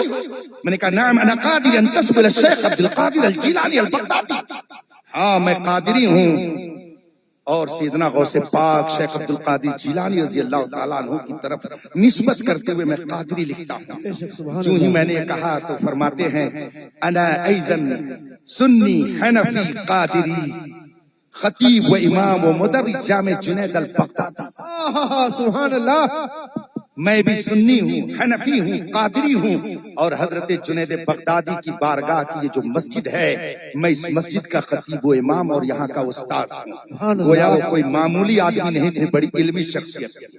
اس کے بعد میں انہوں نے مجھ سے پوچھا کہ انت من پاکستان، پاکستان سے آئے ہو؟ میں نے کہا لا انا من الہند، میں ہندوستانی ہوں۔ دوسرے نے جب سنا تو کہا Indian very good, Indian very good. وہ تو یوں کہہ گئے، مگر جو خطیب و امام تھے وہ بغل میں بیٹھے ہوئے تھے، جو ہی انہوں نے سنا کہ یہ ہندوستانی ہے، اللہ اکبر، فرمانے لگے هل تتعلق بالامام احمد رضا الہندی۔ سبحان اللہ، سبحان اللہ، سبحان اللہ، سبحان اللہ۔ هل تتعلق بالامام احمد رضا الہندی، کیا تمہارا تعلق امام احمد رضا ہندوستانی سے؟ سبحان اللہ، میں سمجھ گیا کہ ہندوستان کا کوئی سنی اگر آئے گا تو وہی مانا جائے گا سنی، اسی کی سنیت یہاں پہچانی جائے گی جو ہندوستان میں احمد رضا۔ سبحان اللہ، سبحان انہوں نے جو ہی انہوں نے مجھ سے کہا هل تتعلق بالامام احمد رضا الہندی، کیا تمہارا تعلق امام احمد رضا ہندوستانی سے ہے؟ میں نے کہا نعم هو على الراس والعين وفي القلب، امام احمد رضا تو میرے سر پر ہے، سبحان اللہ، وہ تو میری آنکھوں میں ہے، وہ تو میرے دل میں ہے، انہی کا تو شعر ہے، قادری کر قادری رکھ قادریوں میں اٹھا قدر عبد القادر قدرت نما کے واسطے۔ انہوں نے جب کہا حل تتعلق بالامام احمد رضا ہندی، اور جب میرا جواب انہوں نے سن لیا تو اب اس کے بعد میری عزت افزائی کیسے کی، انہوں نے ہاتھ پھر پکڑا اور کہا ماشاءاللہ ماشاءاللہ ماشاءاللہ حفیظہ العلامہ محمد اختر رضا انا بحبہ حبا کثیرا، اعلی حضرت کے پوتے علامہ اختر رضا سے ہم بہت محبت کرتے ہیں۔ سبحان اللہ، نعرہ تکبیر، نعرہ رسالت، مسلک اعلی حضرت۔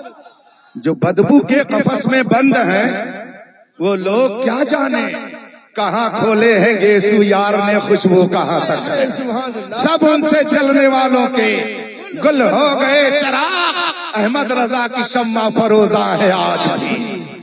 میں نے جب مدینہ طیبہ کے اس اسٹوڈنٹ سے پوچھا کہ قرآن صحیح کی حدیث، دن میں اسے تارے نظر آنے لگے، اور جیسے بچے کسی استاد سے کچھ پوچھنے کی کوشش کرتے ہیں ایسے ہی وہ مجھ سے کہنے لگا یا شیخ بین لنا معنی هذه الآیہ وهذا الحدیث، بین لنا معنی هذه الآیہ وهذا الحدیث۔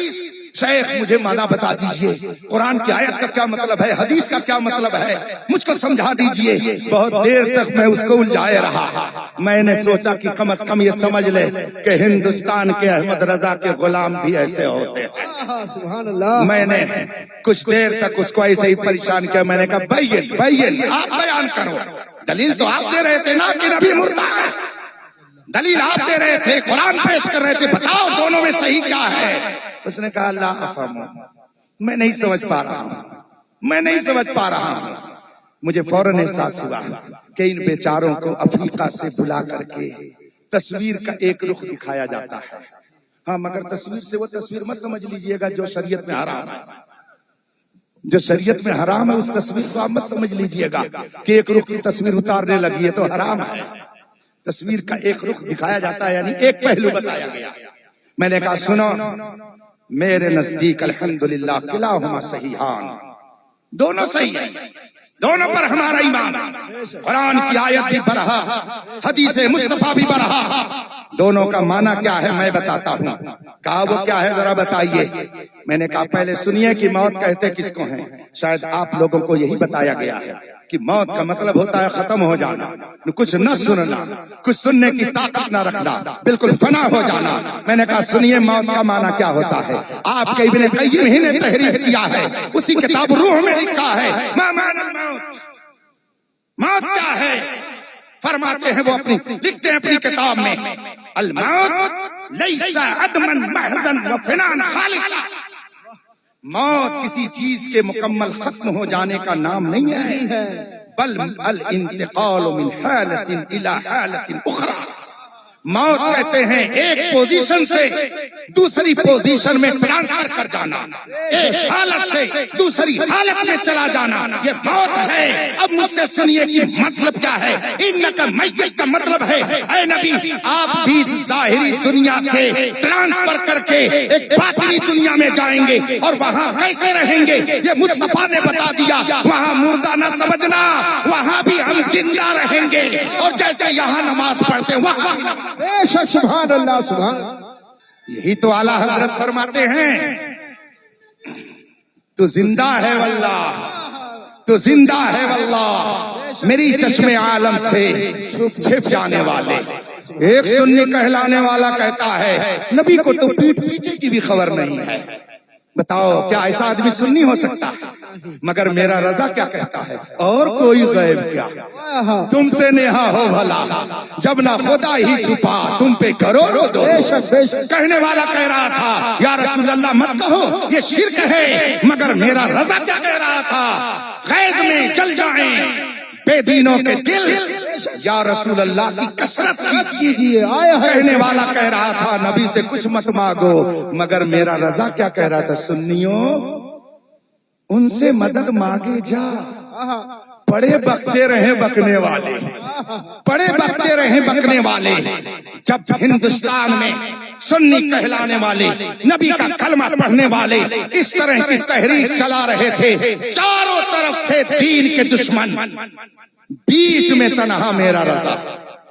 ایسے میں ایمان بچانا سب کے بس کی بات نہیں۔ یہ مسلک اعلیٰ حضرت کیا ہے؟ صحابہ کی محبت کا جام پلانے والا مکتب ہے۔ یہ مسلک اعلیٰ حضرت کیا ہے؟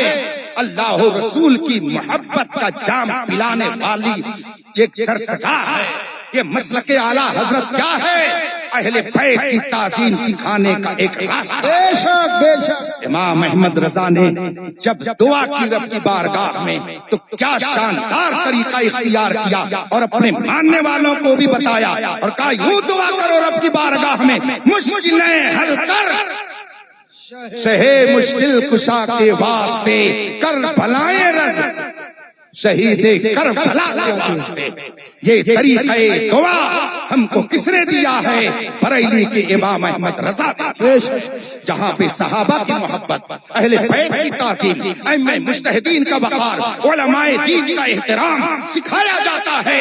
اس ڈگر اور راستے کا نام مسلک اعلیٰ حضرت۔ بے شک بے شک۔ کونوا مع صادقین، یہی سچا راستہ ہے، اور اسی پہ رہو گے تو انشاءاللہ جنت کی بہار استقبال کریں گی۔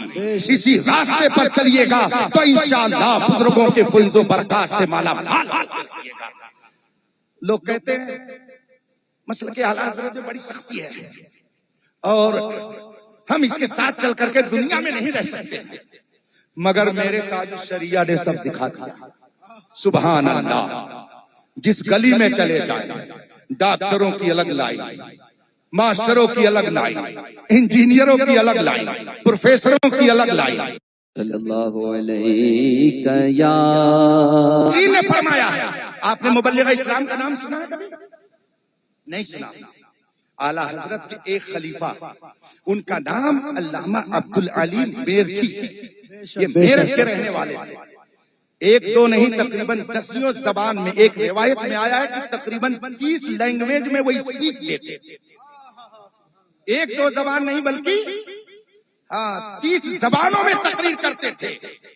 اور آج تو لوگ ٹھنڈی میں گرم ملک میں جا کر کے، گرمی میں ٹھنڈے ملک میں جا کر 2-4 گھروں پہ ٹہل کر کے آ کے کہتے ہیں ہم مبلغ اسلام ہیں، مگر حضور مبلغ اسلام خلیفہ اعلیٰ حضرت علامہ عبدالعلیم میرٹھی کی شان یہ تھی، جب کہیں سفر پہ جانا ہوتا اعلیٰ حضرت کی بارگاہ میں پہنچتے، عرض کرتے حضور اجازت دیجیے میں تبلیغ کے لیے فلاں ملک میں جانا چاہتا ہوں۔ اعلیٰ حضرت کے ہاں سے دعا لے کر کے جاتے، اور پھر ان کی تبلیغ کا طریقہ یہ تھا، جاتے تھے تنہا، آج کی طرح ہوائی جہاز کا اس وقت چلن نہیں تھا، پانی والے جہاز سے جاتے تھے، اور پھر بندرگاہ پر اترتے، شہر میں جاتے، وہاں کی زبان میں دعوت نامہ چھپواتے، بڑے بڑے لوگوں کو، پروفیسروں کو، انجینئروں کو، ڈاکٹروں کو، ماسٹروں کو، ججوں کو، منسٹروں کو خود لے جا کر کے دعوت نامہ پیش کرتے اور کہتے کہ پارٹی ہے فلاں دن آپ حال میں تشریف لے آئیے گا۔ اور جب سب اکٹھا ہو جاتے تو مبلغ اسلام چائے نوشی کے بعد ان کے سامنے اسلام کی حقانیت کو پیش کیا۔ سبحان وہ اللہ۔ ذات ہے مبلغ اسلام کی، ان کے ہاتھ پر 70,000 غیر مسلموں نے اسلام قبول کیا ہے۔ یہ اعلیٰ حضرت کے ایک خلیفہ تھا،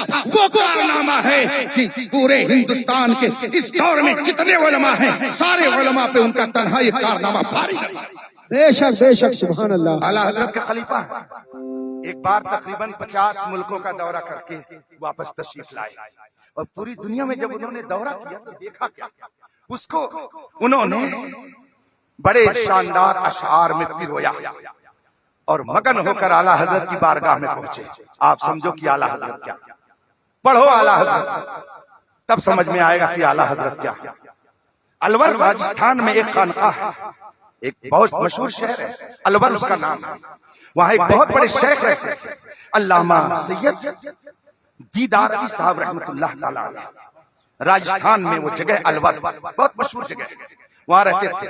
صدر الفاضل علامہ سید نعیم الدین مراد آبادی خلیفہ اعلیٰ حضرت نے ان سے فرمایا کہ علامہ سید دیدار علی صاحب اگر موقع لگے تو اعلیٰ حضرت سے کبھی ملاقات کر لیجیے۔ کہا نہیں بھائی نہیں جائیں گے۔ کہا کیوں حضرت؟ کہا سنا پٹھان آدمی ہے، میدان میں مزاج میں شدت ہے۔ مزاج میں شدت ہے، بڑے کڑک ہیں، پٹھان آدمی ہے، مزاج میں شدت ہے، میں نہیں جاؤں گا. کہا نہیں حضرت ایسا نہیں، کبھی موقع ملے تو آپ ان سے ملاقات کیجئے. علامہ سید دیدار علی صاحب علی رحمت و رضوان کسی موقع پر اپنے حلقہ ارادت میں مراد آباد کی طرف آئے ہوئے تھے. سوچا کہ چل کر کے بریلی میں مولانا احمد رضا سے ملاقات کر لی جائے. وہ خود شیخ طریقت ہے، عالم ذیشان ہے، ان کی اپنی خانقاہ ہے، ایک بڑا حلقہ ارادت ہے. مگر بریلی جب پہنچتے ہیں اتفاق سے نماز کا وقت تھا اور اعلیٰ حضرت مسجد میں موجود تھے، جماعت کھڑی ہونے والی تھی. انہوں نے جلدی سے سامان رکھا. آج کی طرح اس زمانے میں واٹر سپلائی کا سسٹم نہیں تھا، کنویں سے پانی نکال کر کے وضو لوگ کر رہے تھے.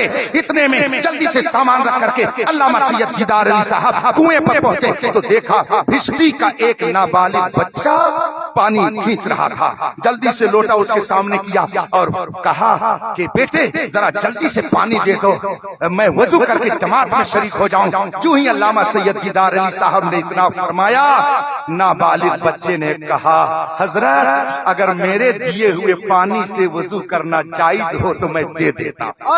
کیا بات ہے، نہیں سمجھا آپ نے؟ اگر کسی دوسرے کا نابالغ بچہ وضو کرنے کے لیے پانی دے تو اس سے وضو کرنا جائز نہیں ہے. مسئلہ یہ ہے نابالغ بچہ بھشمی کا بچہ پانی نکال رہا تھا. حضرت نے اس کے سامنے لوٹا رکھا اور جب کہا کہ پانی ڈال دو، اس نابالغ بچے نے کہا، بھشمی کے بچے نے، کہ اگر میرے دیے ہوئے پانی سے وضو کرنا جائز ہو تو حضرت میں دے دیتا ہوں. علامہ سید دیدار علی صاحب اپنا یہ واقعہ لکھنے کے بعد فرماتے ہیں اب مجھے سمجھ میں آ گیا کہ احمد رضا کیا ہے. جب ان کی گلی کے بھشمی کے نابالغ بچے کا یہ علم ہے تو بھلا احمد رضا کا کیا علم ہے. سبحان اللہ. وہ ہیں اعلیٰ حضرت، وہ ہیں امام احمد رضا مبلغ اسلام علامہ عبدالعلیم میرٹھی. دنیا کا دورہ کرنے کے بعد بریلی شریف پہنچے. حیات اعلیٰ حضرت میں ملک العلماء رحمۃ اللہ علیہ نے اس نظم کو، اس قصیدے کو تحریر فرمایا. اعلیٰ حضرت کیا پہنچے، عرض کی حضور اگر اجازت ہو تو میں کچھ شعر سنانا چاہتا. اعلیٰ حضرت فرماتے سنائیے کیا شعر ہے. کہا حضور آپ کی شان میں لکھ کر کے لے کے آیا ہوں، اجازت ہو تو سنا دوں. کون کہہ رہا ہے؟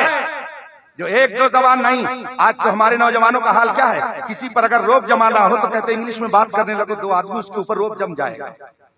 علماء کہتے ہیں عربی میں بات کرنے لگو تو جاہلوں پر روب جم جائے گا. ایک دو زبان جان کر کے ہم نخرہ کرتے ہیں. مبلغ اسلام تقریباً 30 زبانوں میں تقریر کرتے تھے، مگر امام احمد رضا کی بارگاہ میں جب پہنچ رہے تو کچھ شان سے پہنچ رہے ہیں. عرض کرتے حضور اگر اجازت ہو تو میں سنا دوں کچھ شعر. اعلیٰ حضرت سے اجازت ملی. اب وہ کہتے کیا ہے، سبحان اللہ، اعلیٰ حضرت کی شان میں وہ شعر سنا رہے ہیں اور عرض کرتے ہیں قسیم جامع عرفاں اے شہ احمد رضا تم ہو، کیا بات، امام اہل سنت ہو. اور پھر آگے لکھتے لکھتے جو شعر میں کہنا چاہتا ہوں انہوں نے لکھا، عرب میں جا کے ان آنکھوں نے دیکھا جس کی عظمت کو عجم کے واسطے لا رہے وہ قبلہ نما سبحان اللہ. تم ہی پھیلا رہے ہو علم حق اکناف عالم میں، گویا پوری دنیا میں جو سچا علم پھیل رہا ہے اے احمد رضا تمہارے در در پھیل، تم ہی پھیلا رہے ہو علم حق اکناف عالم میں. امام اہل سنت نائب غوث الورا. سبحان اللہ. یہ شان ہے اعلیٰ حضرت کی. اور آگے وہ آخری شعر کہتے ہیں علی میں خستہ ایک ادنا گدا. اللہ یہاں ڈیر گانٹ ہلدی اگر کسی کے پاس آ جاتی ہے تو وہ پنساری بننے لگتا ہے. مثل مشہور ہے، 1.5 گانٹ ہلدی آ گئی تو پنساری بن گیا.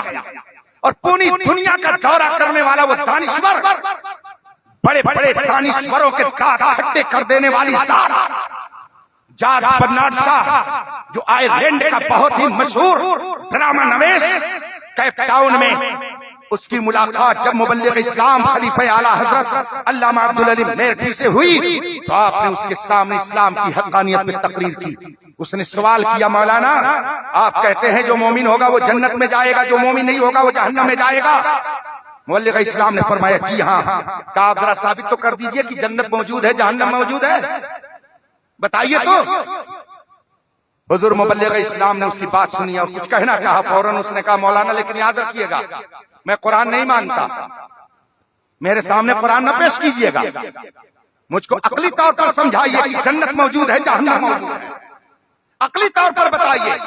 قرآن تو وہ مانے جو قرآن کو تسلیم کرتا ہو، قرآن کی آیتوں کو وہ مانے گا جو نبی کا کلمہ پڑھتا ہو۔ میں آپ کے نبی کا کلمہ نہیں پڑھتا، مجھے قرآن سے مت بتائیے گا، مگر ثابت کیجیے کہ جنت بھی موجود ہے جہنم بھی موجود ہے۔ اس دانشور نے جب جواب دیا ہے تو جاگ پناٹ سا جیسا دانشور کہتا ہے کہ اگر آپ ہی جیسے مبلغ دین رہ گئے اسلام کی تبلیغ کرنے والے تو میری پیشگوئی ہے کہ آئندہ پوری دنیا میں مذہب اسلام ہی ہوگا۔ اعلیٰ حضرت کے ایک خلیفہ کا ذکر کر رہا ہوں میں، اور جب وہ اعلیٰ حضرت کی بارگاہ میں پہنچتا ہے تو کیا کہتا ہے؟ علی میں خستہ ایک ادنا گدا ہے آستانے کا، کرم فرمانے والے حال پر اس کے شاہ تم ہو، قصیم جامع عرفان اے شہ احمد رضا تم ہو، تمہاری شان میں جو کچھ کہوں اس سے سوا تم ہو۔ آپ کو معلوم ہے کیا شان کی اعلیٰ حضرت کی؟ پڑھیے تب آپ کو پتا چلے گا کہ اعلیٰ حضرت علم کی کس بلندی پر تھے۔ اور آخری بات، کچھ لوگ کہتے ہو تو مولانا صاحب مولانا ہی ولی بنتا ہے، غیر مولانا ولی بن ہی نہیں سکتا ہے۔ حضرت سیدنا امام شافعی رضی اللہ تعالیٰ عنہ فرماتے ہیں میں جعل اللہ جاہلا ولیا قط، حضرت امام شافعی فرماتے ہیں اللہ نے کبھی کسی جاہل کو ولی نہیں بنایا۔ بے شک بے شک، کوئی جاہل ولی ہو ہی نہیں سکتا ہے۔ ولی وہی ہوتا ہے جو عالم ہوتا ہے، اور عالم جب تقوی اختیار کرتا ہے اور بہت ہی سختی سے اسلام پر قائم رہتا ہے تو رب کائنات اسے درجے ولایت عطا فرماتا ہے۔ بے شک سبحان اللہ۔ حضور مجدد الفسانی حضرت علامہ شیخ احمد فاروقی سرہندی، جن کا مزار پرانوار سرہند شریف پنجاب میں مرجع خلائق ہے، وہ فرماتے ہیں کہ جو مجدد ہوتا ہے وہ اپنے دور کے سارے ولیوں کا سردار ہوتا ہے۔ سبحان اللہ، اپنے دور کے سارے ولیوں کا سردار ہوتا ہے۔ اعلیٰ حضرت کو پوری دنیا نے مجدد مانا ہے، اور پوری دنیا کو اگر آپ نہ مانیں تو ہندوستان میں جتنی اس زمانے کی خانقاہ ہیں، جتنی درسگاہ ہیں، جتنے علماء اہل سنت تھے، سب نے امام احمد رضا کو مجدد ہی نہیں بلکہ مجدد اعظم مانا ہے۔ مجدد مانا تو اس کا مطلب ہے کہ امام احمد رضا صرف مولانا ہی نہیں تھے بلکہ اپنے زمانے کے سارے ولیوں کے سردار بھی بنے۔ بے شک سبحان اللہ۔ اللہ تبارک و تعالی اعلیٰ حضرت کے فیض و برکات سے ہم سب کو مالا مال فرمائے۔ یہ سب ان کی یادگاریں ہیں، اور حضور تاج الشریعہ جو اعلیٰ حضرت رضی اللہ تعالیٰ عنہ کی فیض و برکات کے سب سے بڑے سرچشمہ تھے، پوری دنیا میں انہوں نے مسلک اعلیٰ حضرت کی ترجمانی فرمائی، شرق غرب شمال جنوب جہاں کہیں گئے مسلک اعلیٰ حضرت کا پرچم بلند کر کے تشریف فرما لائے۔ اعلیٰ حضرت کے فیض و برکات کے سب سے بڑے سرچشمے کا نام اس دور میں تاج الشریعہ، سبحان اللہ، بے شک۔ اور میرے تاج الشریعہ کی روحانی جسمانی سب سے بڑی یادگار میرے علامہ اسجد رضا صاحب، بے شک بے کچھ ہی دیر میں وہ تشریف فرما ہونے والے ہیں۔ آ ہی گئے۔ آپ ان حضرات کے جلووں سے اپنی آنکھوں کو منور کیجئے، اور وہ علامہ اسجد رضا صاحب جو اس وقت ہندوستان کے سنیوں کے قاضی القضات ہیں، ہر ضلع میں، ہر علاقے میں، ہر صوبے میں قاضی، اور سب سے بڑے قاضی جن کو قاضی القضات کہا جاتا ہے۔ علماء نے، بڑے بڑے مفتیان کرام نے جامعۃ الرضا کے حال میں، علامہ حسن رضا حال میں علماء نے بیٹھ کر کے ان کو ہندوستان کا قاضی القضات منتخب کیا۔ وہ عظیم ذات ابھی جلوہ فرما ہونے والی ہے۔ آپ ان کے بھی انوار و تجلیات سے اپنی آنکھوں میں نور بھریں اور دنیا کے کسی گوشے میں رہیں۔ ایک بات بڑی صفائی سے میں عرض کر دیتا ہوں کہ کوئی درسگاہ، کوئی خانقاہ، کوئی علاقہ، کوئی صوبہ، کوئی ضلع کہیں کا ہو کوئی، مگر مسلک اعلیٰ حضرت کا پابند دکھے تو آپ اس کی تعظیم اور اس کا احترام کریں۔ جو مسلک اعلیٰ حضرت پر چلے آپ اس کے لیے اپنی پلکیں بچھائیے، چاہے وہ کسی صوبے سے متعلق ہو، کسی درسگاہ، کسی خانقاہ، اور جو امام احمد رضا پہ ترچھی نظر ڈالے تو آپ بھی اس کو ترچھی نظر سے دیکھ کر کے کہیں چلے جائیے، اس لیے کہ اعلیٰ حضرت کے گستاخوں کو ہمارے اکابر نے پسند نہیں کیا، ہمارے اکابر نے اعلیٰ حضرت کے گستاخوں کو پسند نہیں کیا، تو ہم بھی اعلیٰ حضرت کے گستاخوں کو پسند نہیں کرتے ہیں۔ جہاں کہیں رہیے اعلیٰ حضرت کے مسلک اور ان کی تعلیمات پر عمل پیرا رہیے، ہند میں رہیے، چاہے عرب میں رہیے، چاہے عجم میں رہیے، مگر مسلک اعلیٰ حضرت پر مربوطی سے قائم رہیے۔ جو لوگ کچھ پڑھ لکھ کر کے اعلیٰ حضرت کی مخالفت کر رہے ہیں ان کے حق میں دعا کیجیے، اور میں کہتا ہوں کہ ابھی وقت ہے۔ اعلیٰ حضرت اللہ کے ولی تھے، ان سے جنگ مول لینے کا مطلب یہ ہے کہ حدیث پاک کی روشنی میں خدا سے اعلان جنگ۔ میرے آقا فرماتے ہیں حدیث قدسی من عاد لی ولی فقد آذنت بالحرب، جس نے میرے کسی ولی سے عداوت کی اللہ فرماتا ہے کہ میں اسے اعلان جنگ کرتا ہوں۔ تو جو اعلیٰ حضرت کی مخالفت کرے وہ گویا اللہ تبارک و تعالیٰ سے جنگ لڑنے کا پلان بنا۔ اگر کسی میں ہمت ہو تو کر لے ایسا، مگر میں سمجھتا ہوں کوئی عقل مند آدمی ایسا۔ اعلیٰ حضرت نے 1000 کتاب لکھی، 1000 کتاب لکھ کر کے ہمارے عقیدے کی حفاظت فرمائی۔ تحفظ ناموس رسالت کا جلسہ جگہ جگہ ہو رہا ہے، مگر ہم لوگ قابو نہیں کر پا رہے ہیں، اور تنہا امام احمد رضا نے ہر باطل کے قلم کو ایسا توڑا ہے اور اس کے پنجے کو ایسا مروڑا ہے کہ خود ہی کہتے ہیں دل کے رضا ہے خنجر خونخوار برق بار، آدا سے کہہ دو خیر منائے نہ شر کرے۔ واخر دعوانا الحمدللہ رب العالمین۔ السلام علیکم۔